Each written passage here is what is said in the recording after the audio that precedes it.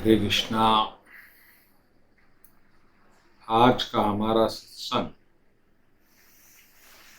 श्रीमद् भगवद गीता के 8वें अध्याय का पहला और दूसरा श्लोक। अर्जुन ने यहाँ पर 8 प्रश्न किए। इसी 8 प्रश्नों पर आज की सत्संग।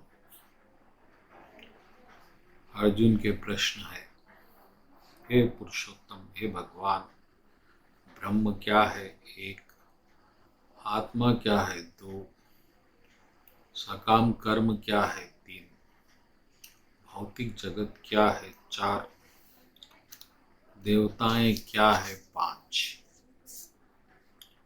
यज्ञ का स्वामी कौन है? 6, और मृत्यु के शरीर में कैसे रहता है? 7, और मृत्यु के समय भक्ति करने से आपको कोई कैसे प्राप्त कर सकता है? 8। भक्तगणों, ये 8 श्लोक एक मानो में हमारे पूरे आध्यात्मिक जगत के रहस्य और उसका विषय इसमें समाया हुआ है। तो एक एक प्रश्न का उत्तर संक्षेप में हम करेंगे। पहले भगवान ने क्या उत्तर दिया ये देखेंगे।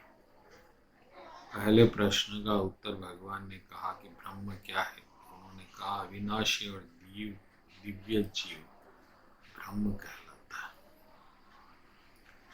यानी हम सनातन आत्माएं ब्रह्म है और उसका स्वभाव आत्मा कहलाता है। उसका जो स्वभाव है अध्यात्म।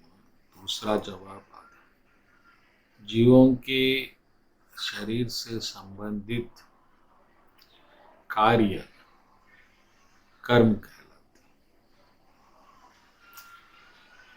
तो वो चाहे अध्यात्म हो या भौतिक हो। और उसके बाद निरंतर परिवर्तनशील यह भौतिक प्रकृति अधिभूत कहलाती है। यानी प्रकृति जो है अद्भुत कहलाती है और भगवान का विराट रूप अधिदेव कहलाता है। और सब देहधारी शरीर में जो आत्मा बसती है, परमात्मा, उसे परमात्मा कहते हैं, यज्ञ का स्वामी। और अगर कोई इसी परमात्मा को मृत्यु के समय याद रखता है तो वह निश्चित ही भगवान को प्राप्त होता है। तो भक्तगणों, इसका अगर हम मिलकर जवाब समझें तो हम जीव है और हमारा असली स्वरूप ब्रह्म है और हम शरीर धारण किए हुए हैं। शरीर का स्वभाव भौतिक है, ये नश्वर है, लेकिन इस शरीर में ब्रह्म है, पर ब्रह्म है, हम है और भगवान है। लेकिन हमको बस शरीर का स्मरण है और भगवान का स्मरण नहीं है। यानी कि हम शरीर को तो याद रख पा रहे हैं